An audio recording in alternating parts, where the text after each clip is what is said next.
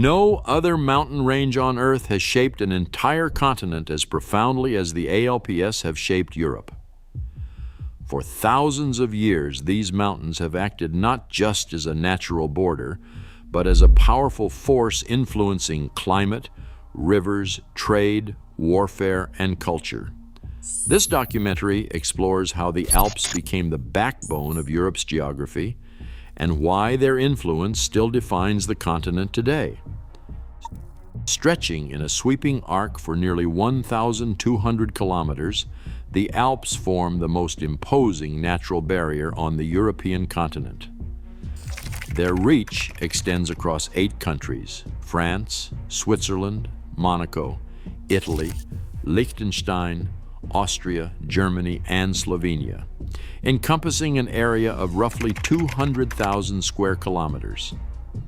This vast mountain system is not a single ridge, but a complex network of peaks and valleys with widths that can exceed 200 kilometers. Mont Blanc, straddling the border between France and Italy, stands as the highest summit at 4,809 meters. The Matterhorn, with its unmistakable pyramid shape, and the sheer north face of the Eiger have become icons of both natural grandeur and human ambition. Over 80 peaks rise above 4,000 meters, and countless valleys carve deep corridors through the rock. Often called the Great Wall of Europe, the Alps have stood for millennia as both a dividing line and a lifeline, shaping borders, channeling weather, and anchoring the continent's geography in stone. 65 million years ago, the slow-motion collision between the African and Eurasian tectonic plates began a transformation that continues beneath Europe today. As these plates pressed together, layers of ancient seabed buckled, folded, and thrust skyward, stacking rock upon rock to create the jagged peaks and deep valleys of the Alps. This process, known as orogeny, did not happen in a single burst. Instead, it unfolded over tens of millions of years, with phases of intense uplift and periods of relative calm. Even now, the Alps are not fixed in place.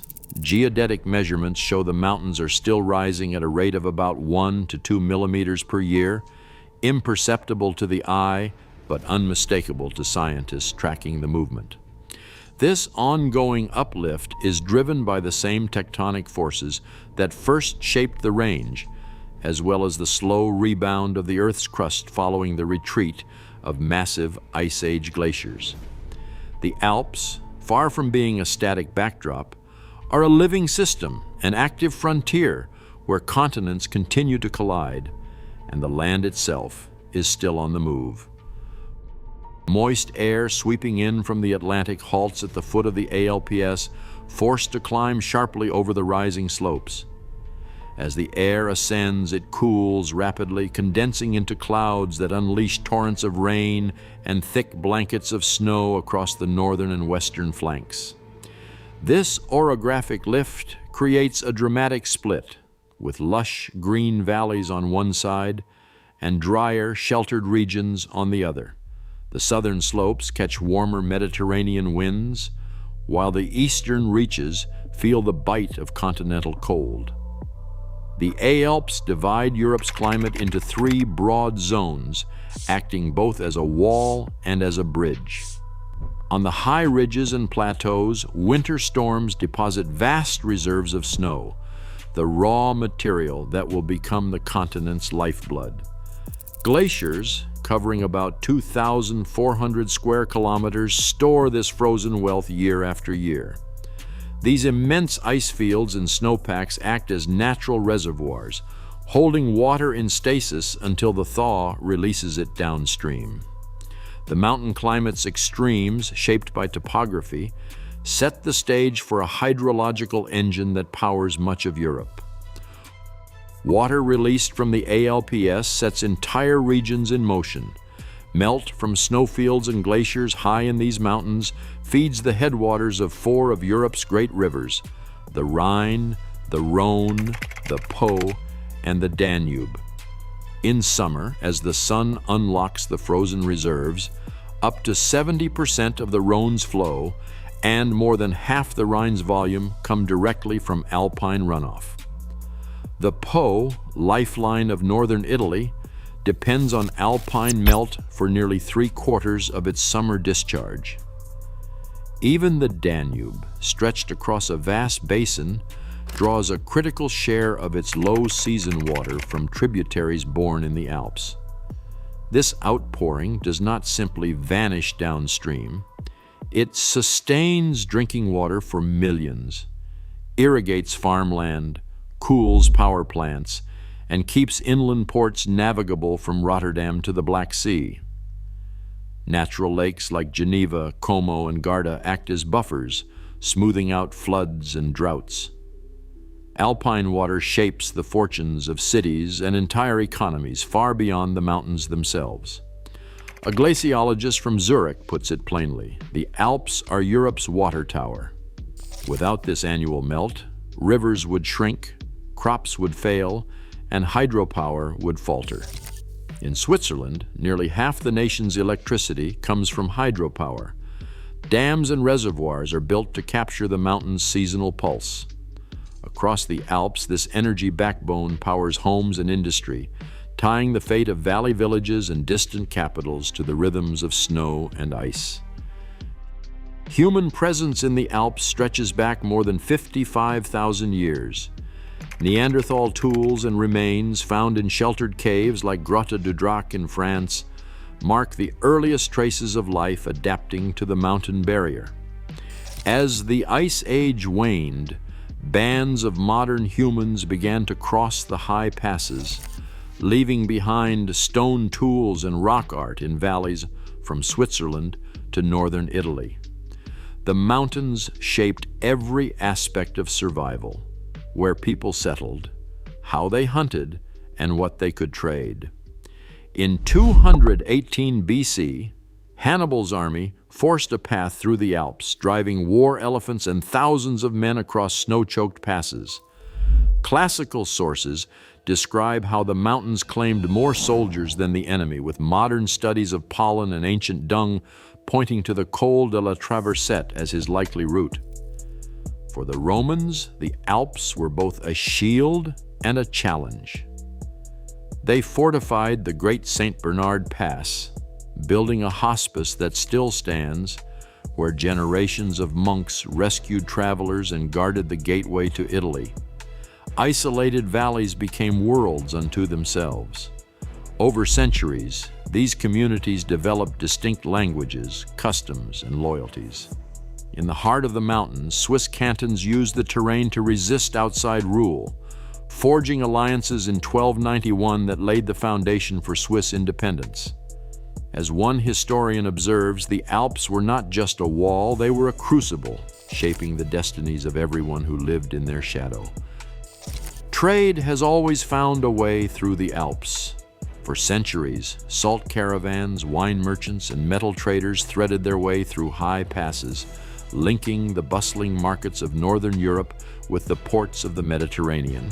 Innsbruck, at the heart of the Inn Valley, grew from a medieval river crossing into a vital hub, its fortunes tied to the flow of goods and travelers. Geneva, perched at the western edge of the range, became a crossroads for commerce and ideas, its prosperity built on connections running both north and south. Today, the stakes are measured in millions of tons. The Gotthard Base Tunnel, opened in 2016, stretches 57 kilometers beneath the mountains, forming the longest railway tunnel in the world. Each year, it channels over 40 million tons of freight, containers, chemicals, cars, and food between northern and southern Europe, handling about 65% of Switzerland's freight traffic. The Brenner Pass remains a critical artery as well, with new tunnels under construction to boost capacity and speed. Modern engineering has transformed ancient corridors into high-speed lifelines, but the essential role of the Alps as Europe's commercial backbone endures. As an Alp Transit spokesperson notes, these tunnels are not just infrastructure. They are the veins that keep the continent's economy moving. 14 million people call the ALPS home, scattered across villages, towns, and cities that cling to steep slopes and fill broad valleys. Each winter, these mountains draw around 20 million visitors, eager for snow, ice, and the promise of adventure. Ski resorts, cable cars, and mountain hotels create a seasonal rhythm that drives local economies. In places like Zermatt or Chamonix, nearly every job and business depends on the steady flow of tourists. Shops stock up on winter gear, restaurants fill with travelers, and ski instructors return year after year. For many, the snow is more than a backdrop. It's the foundation of their livelihoods. The mayor of a small alpine town puts it simply, when the snow comes late, the whole village worries. In these communities, the health of the mountains is not an abstract concern. It's woven into daily life, shaping decisions, traditions, and futures. Temperature records from alpine weather stations reveal a stark reality. The Alps are warming at a rate 2 to 3 times faster than the global average. Since the 1980s, average temperatures have climbed by more than 2 degrees Celsius, accelerating the loss of glaciers and shrinking the cryosphere that once defined these peaks. GLAMOS data confirms that half of the region's glacier volume has vanished since 1900, with melt rates now measured in meters per year. The snow line continues to rise, pushing winter higher up the slopes and shortening the season for both ecosystems and communities that depend on snow. Thawing permafrost is destabilizing slopes once locked in place by ice. In August 2017, a massive rock and ice avalanche broke free from Piscengalo in eastern Switzerland. 3 million cubic meters of debris thundered into the valley below, destroying homes in Bondo and forcing the evacuation of hundreds. Hazard reports from the Swiss Federal Institute for Forest, Snow, and Landscape Research had warned about permafrost degradation, but risk models underestimated the scale and speed of the threat.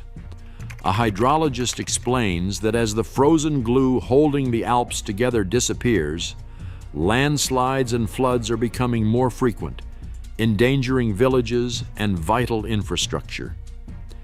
An engineer describes how tunnels, roads, and railways, lifelines for Europe's economy, face new uncertainties as the ground beneath them grows unstable. The changing physics of the Alps now ripple far beyond their slopes, with consequences for water security, energy, and safety across the continent. Europe's foundation still rests on a living spine, 1,200 kilometers of shifting stone and ice. As alpine glaciers recede and water security faces new threats, the continent's future depends on the choices made here. The backbone of Europe endures. If you enjoyed this documentary, do not forget to like the video, subscribe to the channel, and join us again for the next deep dive into the forces that shape our world.